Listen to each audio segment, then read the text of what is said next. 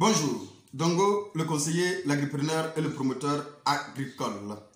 Ici, on parle d'agripreneuriat, ici, on parle de techniques de culture pour mieux réussir vos différents projets agricoles. Nous allons continuer notre formation, ce qui se déroulera sur trois phases. Il y aura trois phases dans cette formation. Il y a la phase théorique, comme je suis en train de vous le faire actuellement. Il y aura aussi une phase pratique des différentes activités qu'il faut faire pratiquement. On va les montrer aussi effectivement. Et il y aura une phase où on parle de questions-réponses. Et voire même on va aller au-delà, où on parle d'une phase, une autre phase, où on va tenter de conduire nos différents étudiants ou bien nos différents promoteurs agricoles ou bien agripreneurs, de les aider sur leur parcelle, soit en vidéo, soit physiquement sur le site. Voici les différentes phases qui renferment cette formation, bien évidemment. Alors, nous allons parler maintenant aujourd'hui des activités de la mise en place d'une pépinière de solanacées. Alors, on va parler, l'intérêt de cette formation, de cette partie, sera de faciliter les travaux d'exécution, et faciliter l'exécution des travaux, bien évidemment, réduire les pertes de plants, bien évidemment, et produire des plants sains et vigoureux. Alors, nous allons vous aider ici à améliorer vos connaissances au niveau des exigences du choix du site de la mise en place de votre pépinière, quels que soient les solanacées confondues. Nous allons améliorer vos connaissances effectivement sur les caractéristiques de la mise en place d'une pépinière. Vous allez améliorer votre connaissance sur la préparation du lit de la pépinière.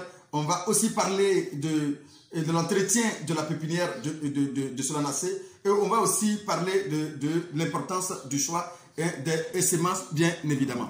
Alors, comment réussir la mise en place d'une pépinière de solanacées ou bien de légumes tout court?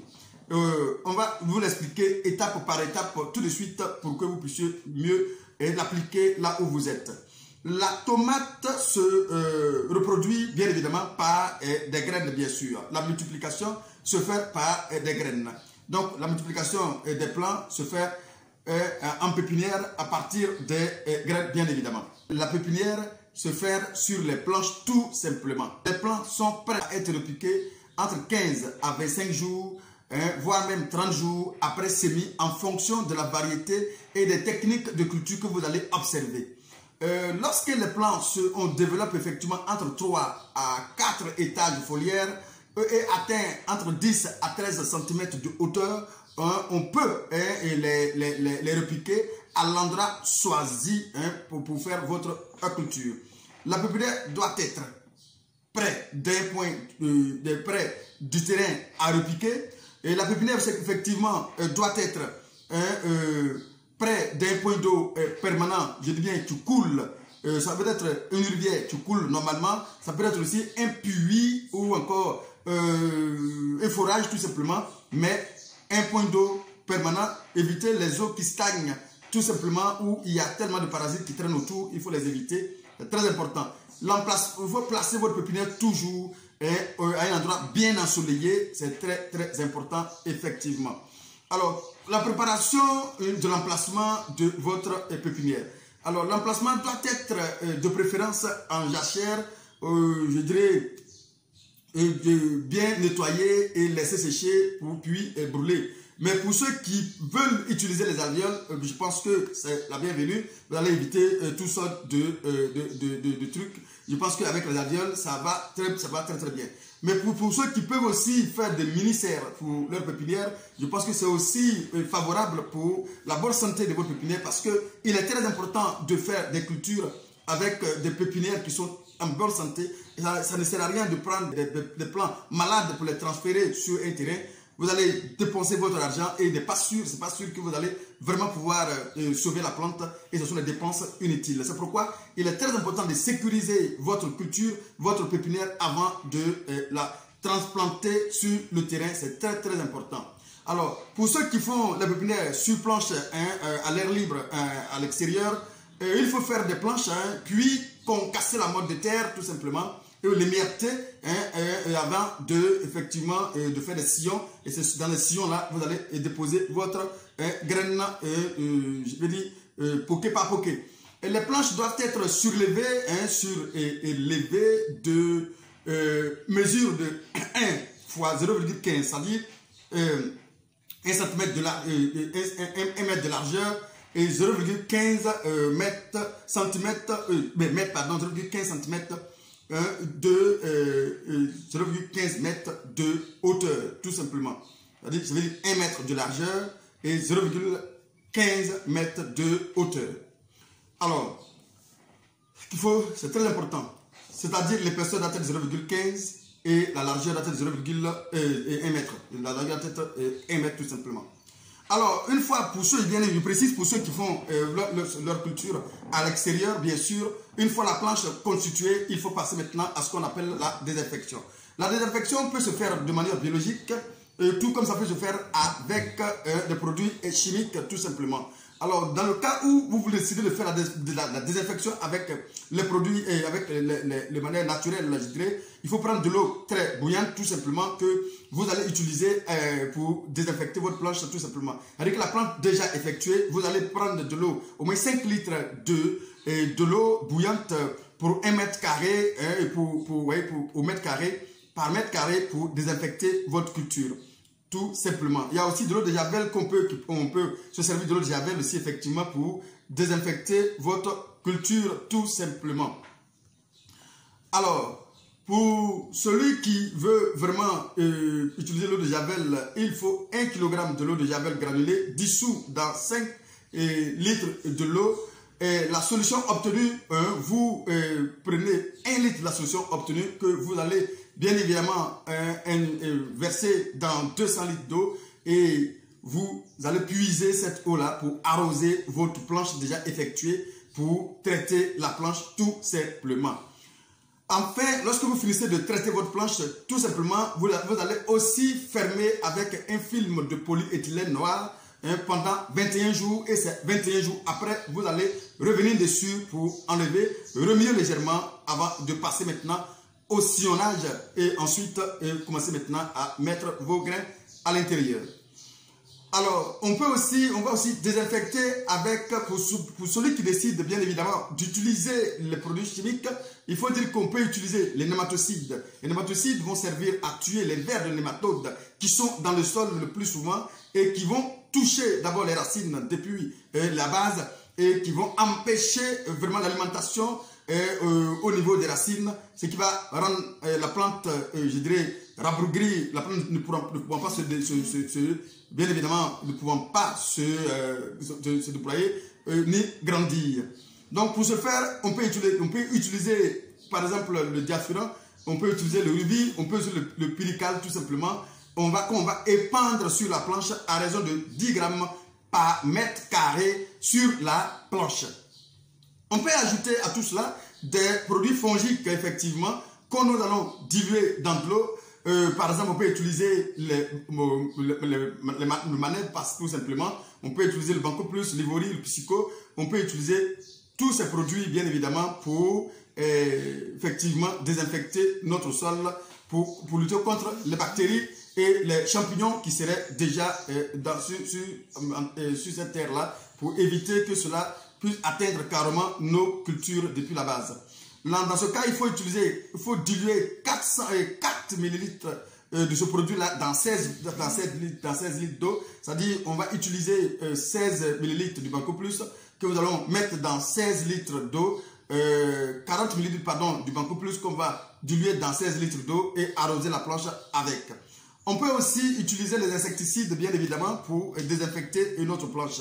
Comme je l'ai dit, c'est pour sécuriser notre plante de toutes sortes de parasites avant de le transplanter, ce qui sera difficile si on a laissé les plants déjà depuis la pépinière attaqués. Ça sera difficile de se déployer et de grandir, bien évidemment, pendant que ces plants-là sont transplantés. Ça devient très compliqué.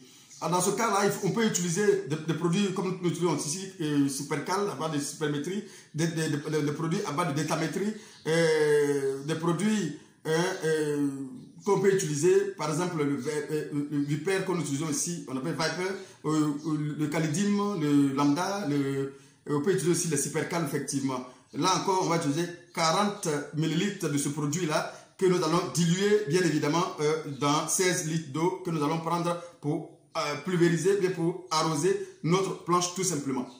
Alors, il faut aussi penser à fertiliser notre planche de pépinière de semis pour favoriser la croissance rapide et la bonne santé des plantules, pour une bonne santé des plantules, effectivement. Alors, pour ce faire, il faut utiliser un engrais de fond. Cet engrais de fond peut être organique, tout comme ça peut être aussi chimique. Alors, si on décide d'utiliser des engrais organiques, on peut utiliser bien évidemment ce que nous appelons un compost bien décomposé, un compost bien cuit, bien évidemment, ou encore on peut utiliser des matières organiques comme les tiens de poulet, la bouille de vache, tout ce que vous connaissez, mais à raison de 5 kg au mètre carré que nous allons vraiment incorporer, que nous allons mélanger attentivement, de sorte à ce que ça soit vraiment incorporé avec le sol, bien évidemment, avant de mettre nos semis dessus. Voilà, il faut vraiment le mélanger correctement avant de l'utiliser, bien évidemment. Alors, pour celui qui veut utiliser, je vais dire, la fumure de fond, c'est-à-dire que les engrais chimiques pour la pépinière, on peut utiliser le NPK, bien évidemment, le NPK 10, 18, 18, le 12, 22, 22, on peut même utiliser le Dolomi. Voilà, en fonction de votre engrais et de la composition de votre terre, là où vous êtes, c'est pourquoi il est important de se renseigner aussi pour voir un peu la composition de votre sol d'abord. C'est très important et bien évidemment. On peut l'utiliser à raison de 10 grammes par mètre carré, tout simplement. 10 grammes par mètre carré pour l'engrais chimique. On va aussi fermer, après avoir fini de faire tout cela, on va aussi fermer avec un film de polyéthylène ou à défaut de film de polyéthylène noir, on peut aussi utiliser les pailles et attendre entre 7 à 21 jours avant d'appliquer, avant de venir maintenant mettre nos semis, bien évidemment. Quand on va venir pour vraiment s'aimer maintenant, il faut d'abord retourner cette terre-là légèrement. Il faut prendre soin de retourner cette terre-là, bien évidemment, et faire des sillons distants d'environ 10 cm entre sillons et je viens 10 cm entre sillons dans le sens vertical, bien sûr, dans le sens de la largeur, bien sûr. On fait les sillons dans le sens de la largeur en respectant 10 cm entre sillons. Si vous tracez ici, vous laissez 10 cm ensuite un autre sillon à 10 cm. Cela va aérer votre planche et bien évidemment va permettre la croissance rapide de vos plants. Et c'est dans ces sillons que vous allez mettre les pokés. Il est conseillé de faire les pokés avec beaucoup de sang-froid. Vous allez prendre poké par poké. Si vous faites une culture, une pépinière extérieure, bien sûr, sur planche, vous allez prendre poké par poké. Au moins, vous laissez 3 grains distants sur les sillons de 4 cm. C'est-à-dire, à chaque 4 cm, vous mettez 3 grains, 3 grains, 3 grains. Cela va permettre à ce que vous ayez des plants très robustes. Et du coup, lorsque vous allez en plantation, la croissance sera très très rapide dans ces cas de figure-là. Alors, il nous faut environ 300 grammes de semences par hectare, quelle que soit la solanacée confondue, piment, aubergine, tomate.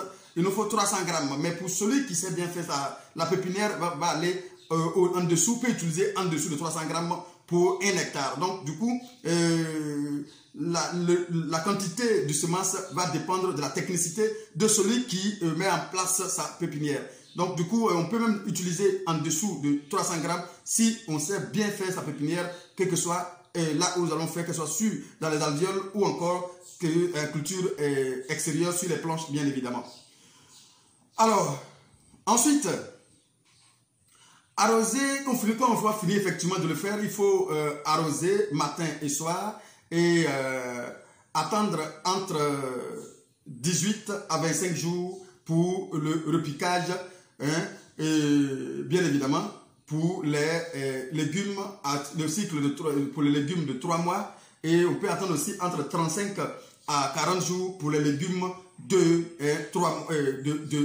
plus de 3 mois. De plus de 3 mois. Je veux dire, une fois on a fini de faire tout cela, on peut attendre entre 18 à 25 jours avant pour repiquer, pour les légumes de 3 mois, mais de plus de 3 mois, par exemple, tomate, c'est légumes de 3 mois, à 45 jours, à 25 jours déjà on peut repiquer, entre 18 à 25 jours on peut repiquer. Mais par contre, les piments et les aubergines, le plus souvent, on peut aller jusqu'à 40 à 45 jours. Donc, à partir de 35 jours, si vraiment la croissance semble rapide, à partir de 35 jours pour les aubergines et le piment, on peut déjà commencer à repiquer. Mais toujours est-il que cela dépendra effectivement de votre technique de culture, Et cela est vraiment proportionnel. Si vous appliquez bien les choses comme il se doit, vous allez voir que la croissance va s'avérer un peu rapide, bien évidemment. Bien.